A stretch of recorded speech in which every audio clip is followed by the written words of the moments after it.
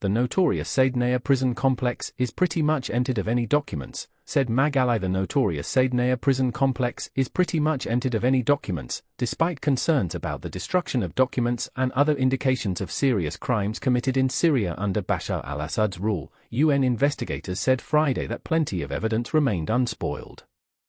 The country is rich in evidence, and we won't have huge difficulty in pursuing accountability, criminal justice, said Hanny Megally of the UN Commission of Inquiry on Syria. The sudden ousting last month of Assad after decades of dictatorship has seen the Commission suddenly gain access to Syria, after striving since the early days of the civil war in 2011 to probe from abroad the vast array of alleged abuses. It was amazing to be in Damascus after the whole life of the Commission not having access to the country at all, Megally told the Geneva UN Correspondents Association ACANU after a recent visit to Syria. With families rushing to former prisons, detention centers, and suspected mass graves to find any trace of disappeared relatives, many have expressed concern about safeguarding documents and other evidence. Describing his visits to prisons in Damascus, Megally acknowledged that a lot of the evidence seems to have been tampered with, and either it was on the ground and you could see people, had been walking all over it, or had been damaged or destroyed. And we've all seen the reports of people having taken away documents with them.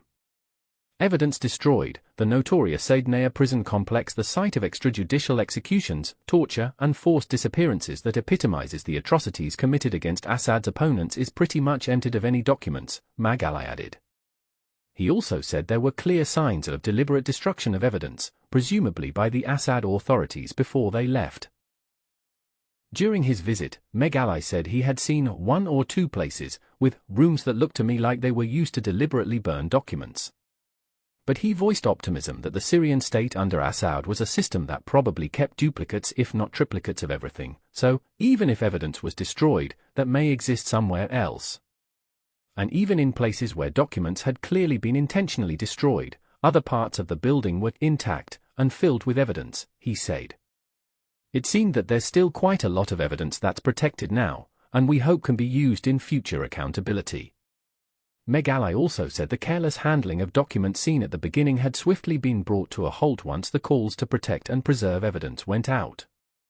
It was impressive just how quickly it seems people have picked up the fact that even by going and looking and moving things around, you're potentially risking tampering with evidence that could be used in future accountability processes.